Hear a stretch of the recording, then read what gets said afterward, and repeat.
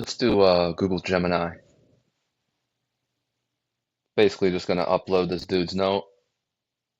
Um, First just get overall thoughts from Mr. Robot here.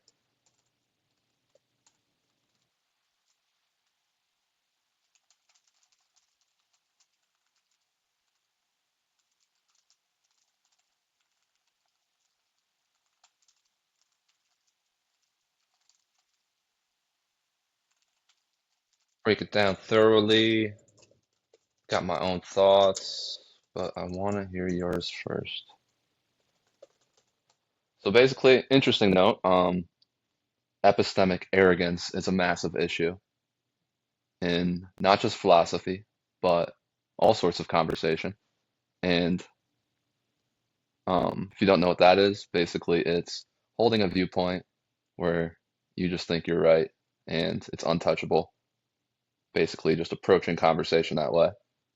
The opposite of that, epistemic humility, is recognizing can't be certain of anything, really. So, always wise to hold at least, you know, some degree of humility, no matter how confident you are in your opinion or whatever you're taking to be self-evident fact, faith, whatever it is. At least have enough humility to enter a conversation where you're open to being wrong. You're open to hearing the other side because that just changes the whole conversation. So he's addressing that by putting his stuff out there, his worldview, saying, um, sort of inviting a pressure test. Um, so that's what he's getting into here. He starts off his note. You guys can go read it, but I think you'll get a good summary. Me just going through this. He actually calls it a Trumpian frame for why people do this, which I thought was interesting. I think that's just sort of a modern slogan for pride itself. Really just pride, kind of an ancient human problem, but I guess, most widely seen in this country from Trump, just someone who's never willing to consider that they're wrong, essentially. So he's critiquing that. The solution is vulnerability. That's what truth seeking is all about, is putting your worldview on the line and saying, come get it. So he's running a very interesting stack. He's pointing out his own philosophical weak links. He's a moral realist, an illusionist, and an atheist. So moral realism deals with obviously ethics. So I'm looking at this structurally. That's one load-bearing beam. Illusionism is a theory of consciousness, how we experience life. So we have ethics, consciousness, and then atheism, as opposed to believing in God, right? Um, Intelligibility, how this world even comes about. And yeah, so that's the stack. So what he points out in his note is there's this idea, Occam's razor, with philosophy, which is why add extra properties when it can be explained easier? So I've used this analogy before, but I think of worldviews. We can think of moral theories as entering a buffet. There's a bunch of dishes there you have to select from. And you can get a theory like naturalism, which Brigade's saying he's going to start venturing towards more and more in his note, which is basically just saying that, we have evolution, biology, observable scientific facts, and we can clearly track this morality thing and see that killing each other is bad for the tribe. So that's why it's wrong. It's wrong for that reason. It's bad for the human organism, bad for the tribe. Um, that's basically the most simple way you can say something's wrong while running this atheist, scientific, biology type logical stack he has here. The problem with that is there's no grounding. Very hard to ground that because all you're doing is describing things. You're explaining, truth tracking what's occurring with the human organism. And you're just saying, that's wrong. But the problem with that is normativity, ethics. You need to say why it's wrong, justification, and prohibition. And that ought and should, very hard to argue with just pure naturalism. Moral realism takes it one step further and says that wrongness is an objective moral fact, basically an additional property. And the type of criticism they get all the time is this spooky thing, like Occam's razor, right? If you can explain it this way, then why add these things that are so hard for you to justify? I mean, can you justify them? But the whole point of this theory is that it's giving you what I would call the illusion of authority, of moral grounding. Because what it's saying is, even if everyone woke up tomorrow and thought killing was okay, and they start doing it, everyone starts killing each other, that killing being wrong, that is still a fact, right? So anyone holding this view, that's where they're getting their meaning from, that things really are wrong or right. These are objective facts, while still trying to ground it in the scientific atheism. But one of the biggest critiques they get is like, this is just faith without God, because you really can't explain that grounding and that authority. But they don't want to go into pure naturalism because that theory makes you hold, if your biology changes and killing ends up being okay, then you're like, okay. And it becomes this very cold, lifeless sort of theory. I mean, if you were to run atheism, illusionism, and naturalism only, you're basically saying there's no God. This is all a trick, an illusion. And these things that are right or wrong are just based on this biology, this human blob that just ticks. So you get the meaning here, but very hard to argue for. Um, and he wants to run Occam's razor all the way with science, right? Because illusionism is basically a theory that's like, how do things appear to us, like consciousness? How does it arise? This feeling of life, right? This feeling like there's some sort of quality to things. But as soon as you try to explain that in any philosophical theory, because you don't have God, can't explain it that way. Any of these theories, you have to explain some type of soul, um, qualia. I mean, just all these things, and then they use the argument that's like, there's no evidence for any of these theories. They're trying to be super rational. They're trying to be like, what's something that we can actually be certain of here? And if you can't explain any of them with evidence, it'll just be too much of a leap, too much of an assumption to rest your viewpoint on that. So they just settle on illusionism, which is basically just thinking, like, yeah, we all have experience. There's a feeling of being alive, but it's just a trick. It's just the biology of the human organism, just making you feel that these things are happening, which is so interesting because within that illusion, with moral realism, you're like, there exist these objective facts. I mean, obviously, the problem with illusionism is, how do you know coming up with a theory and believing in this isn't an illusion of the illusion? It doesn't even make sense. So it can't be justified in the exact same way as all the things you're trying to escape, literally. Um, he brings up his atheist perspective and talks about how it kind of takes a hit with the fine-tuning argument. Like, how is this all happening so perfectly? The universe is just teed up, primed, and ready for life, like it was designed, like it was created, not a mere accident. He's like, yeah, that's a good theory. Kind of hits the naturalist perspective quite hard. And then he kind of hedges it immediately by saying, but it doesn't prove the theistic perspective, so whatever. Kind of holding off on all these things. Very typical atheist perspective, where you conclude, um, like, science is going to catch up eventually. Because right now you can't say feelings are real. And the illusionist doesn't act like they're not experiencing feelings. They just say it's an illusion. But you can't have cognitive science showing you that it's biology yet. Because then they could run that through their illusionist stack. That is just a trick.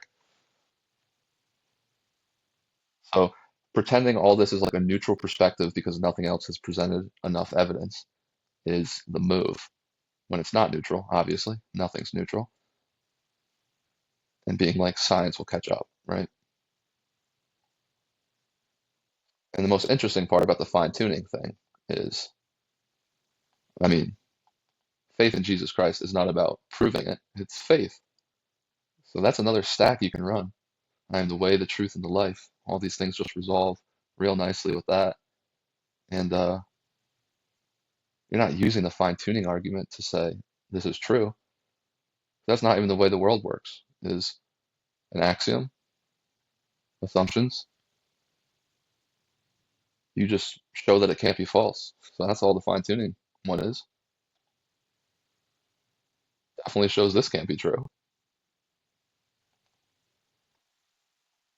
That pretty much runs through everything he's got going on. This is more breaking down the language and the terms he used.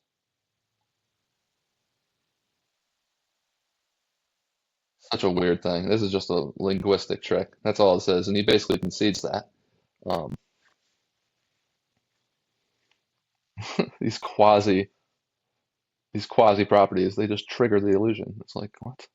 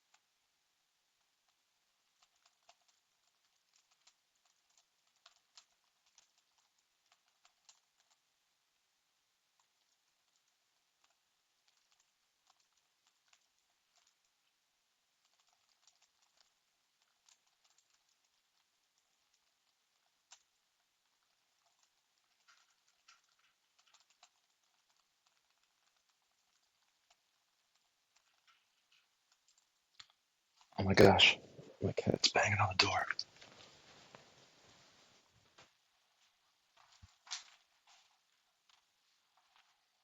I'm basically just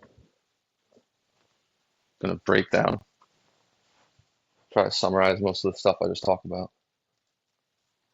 Um, right? Pretending it's neutral, it can't be neutral. Category error because his whole relational posture towards God is not enough proof. Really, this always comes down to just hating religion, which I completely get.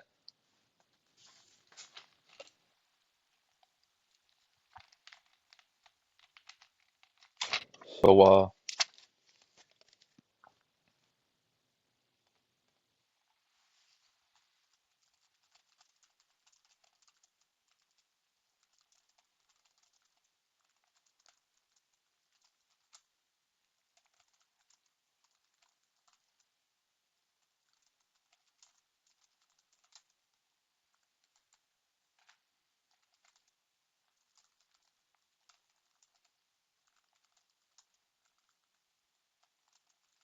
this is the most ironic part.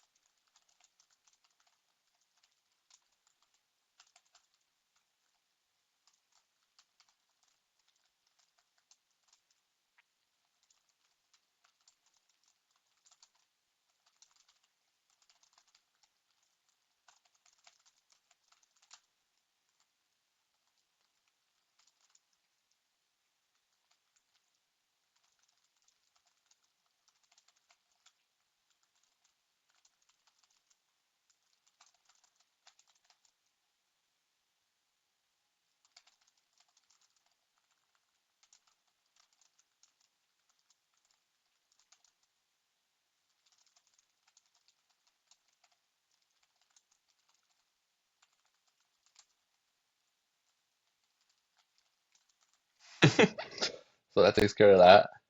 Meaning and intelligibility. Um,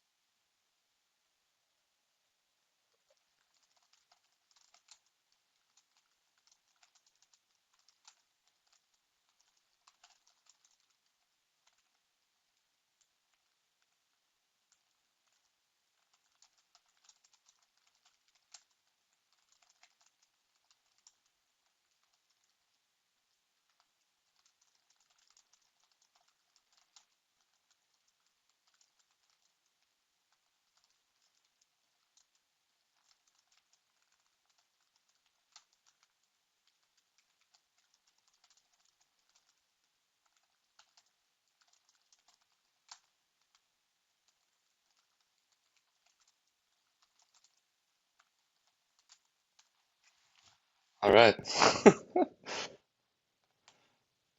You've essentially performed a philosophical autopsy on his worldview.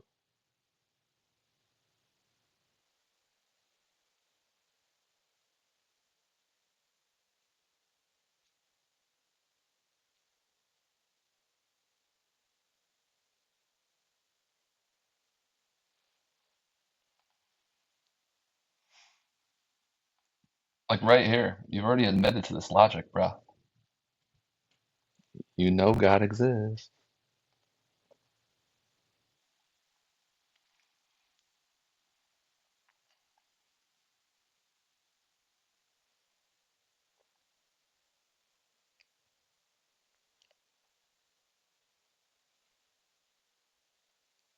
Exactly.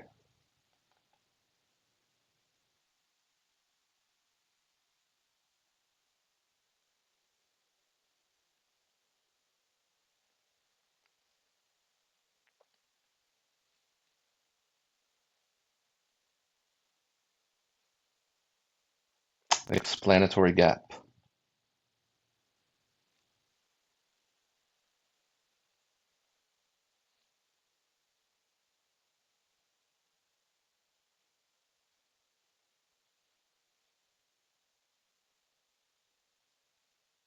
Evolutionary biology with a fancy hat on. Damn.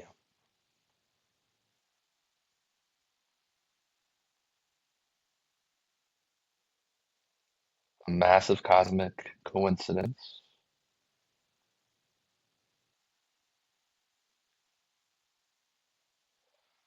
He's not even hitting on what I'm really saying.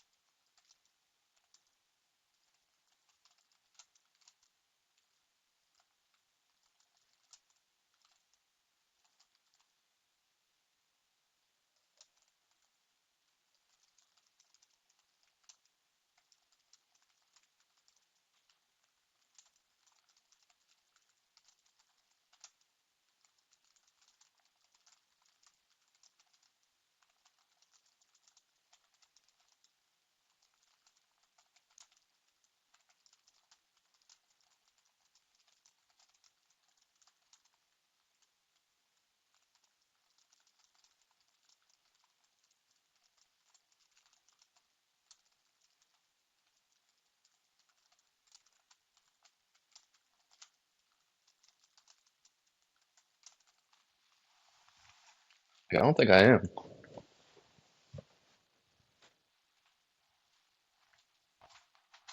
I just don't think I am. It's just it's never explained, never justified to begin with.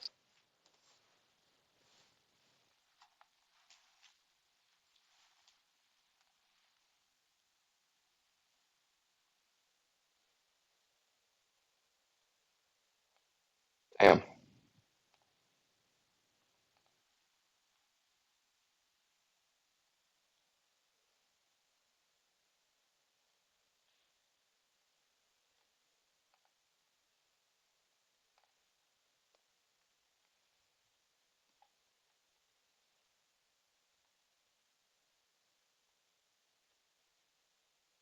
Exactly. To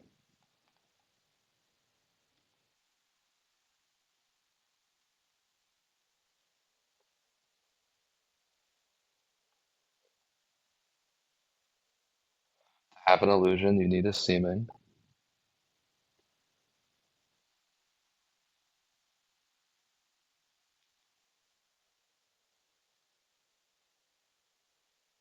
Exactly.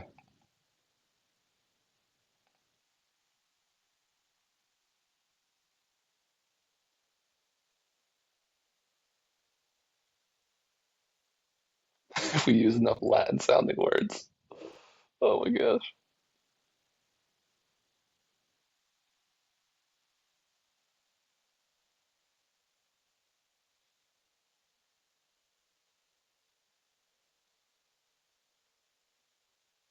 So weird. Such a goofy theory.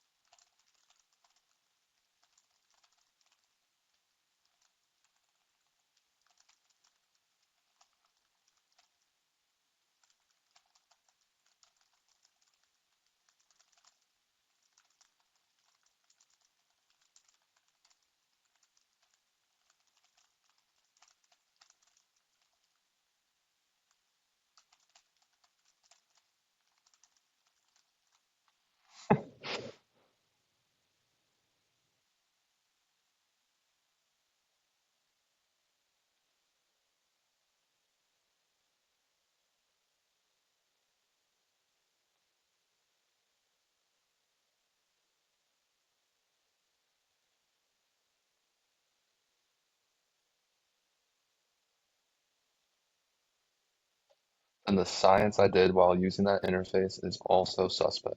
Exactly. Can't use a fake tool to prove that fakeness is the only truth.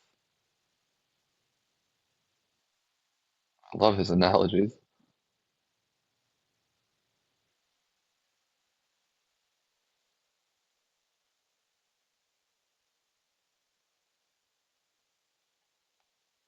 Okay.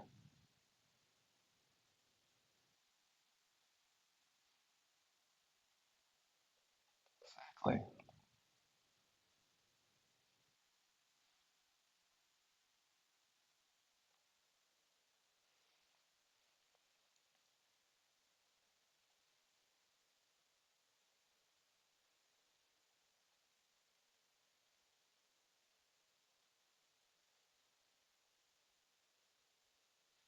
Can't hold them all.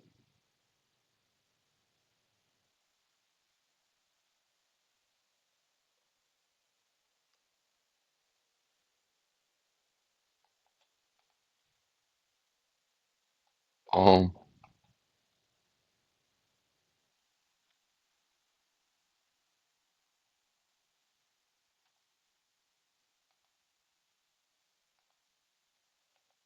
that's interesting. I was just about to bring that up.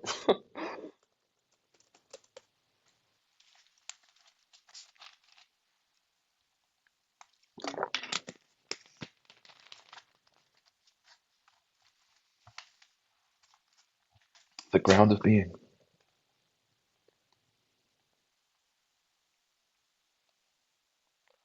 Feature, not a bug.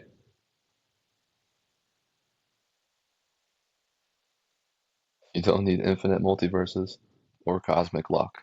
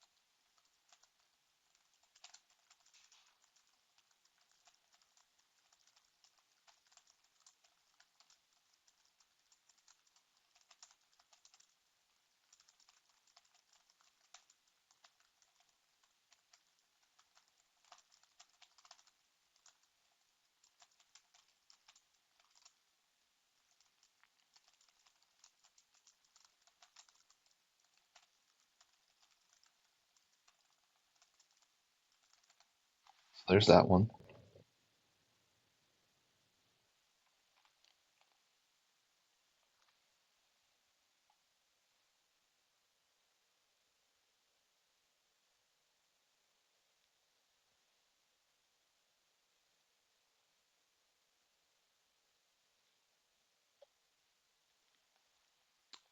This is where I can take it further.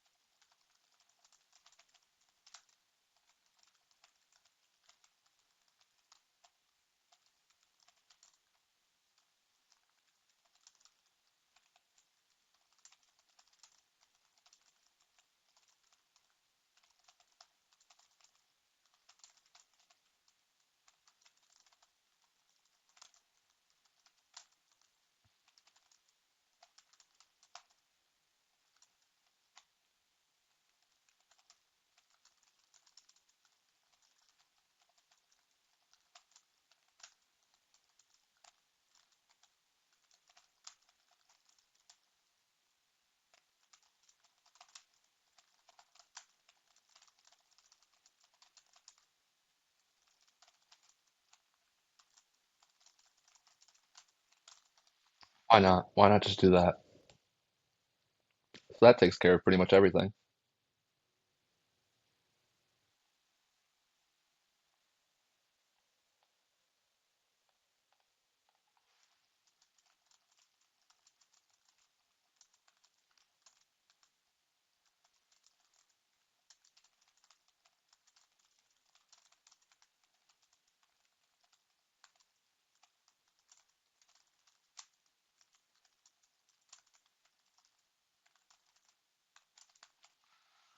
If I just blew Buddy's mind.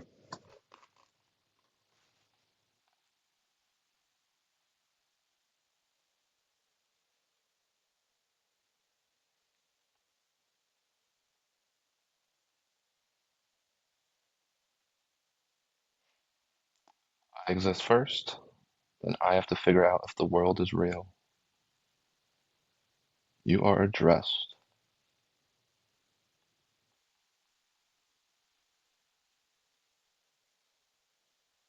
Solves the illusionist problem immediately. Solves the fine-tuning and moral gaps.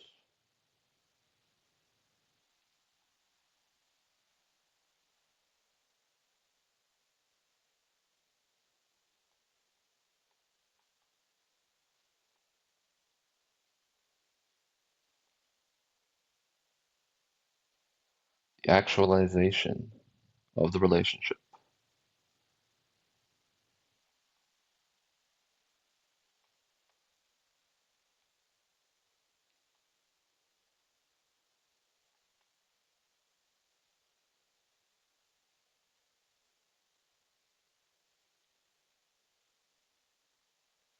Stop trying to prove the knock exists. Just answer the door.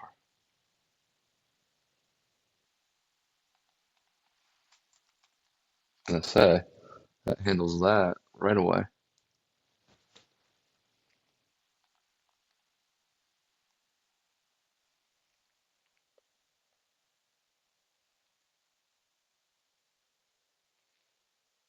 Singularity.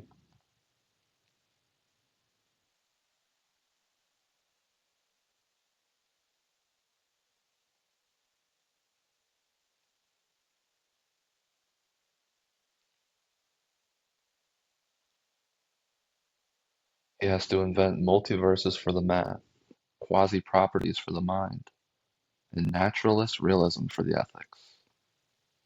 That's a mess.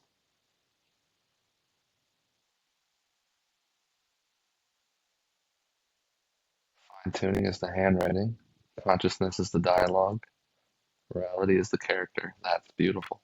Wow.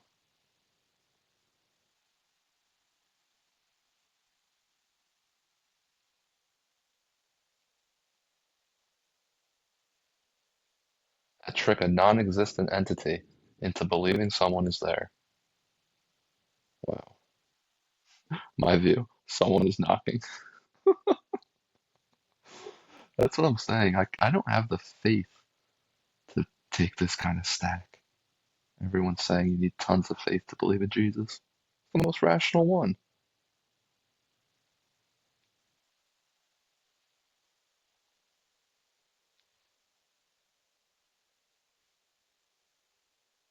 So good. The spooky God and the grounded biology become one. I didn't even make that connection. That is beautiful. Starving the very logic that would make his life make sense.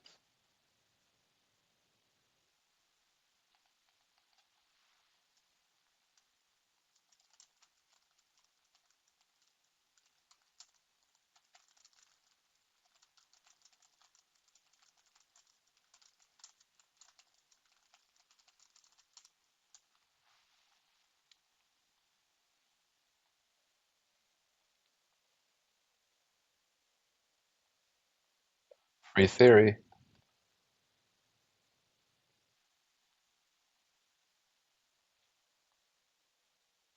Exactly. They always start at the end.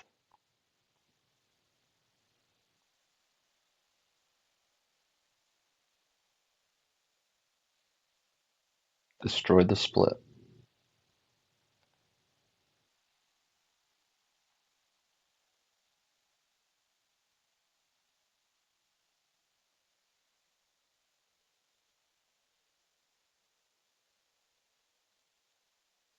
Yep.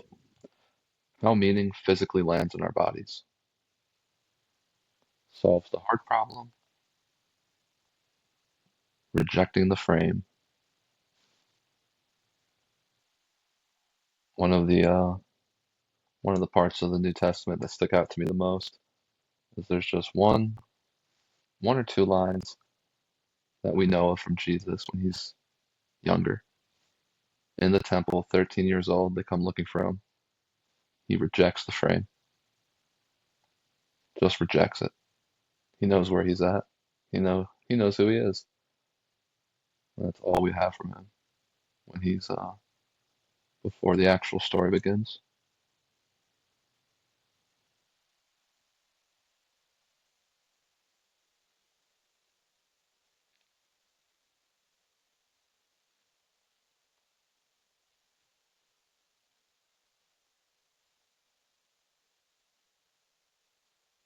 A unified field theory for the soul.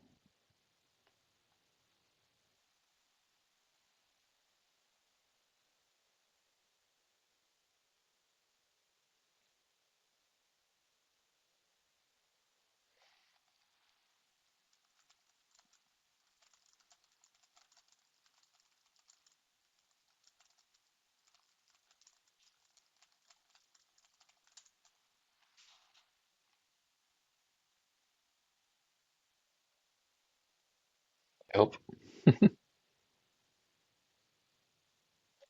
Unavoidable structure.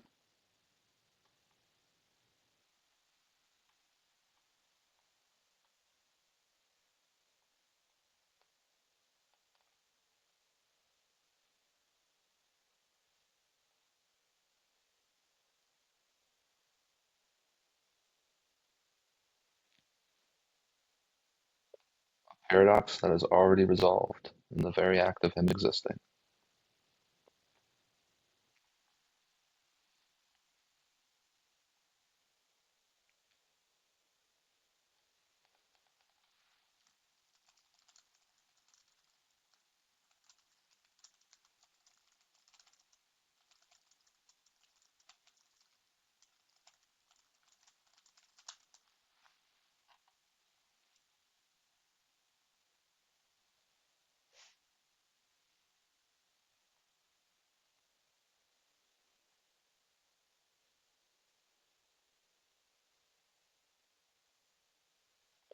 Bypass the last 400 years of people trying to think their way into reality.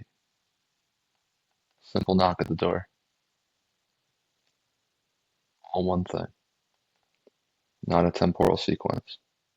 No causation model. That comes after.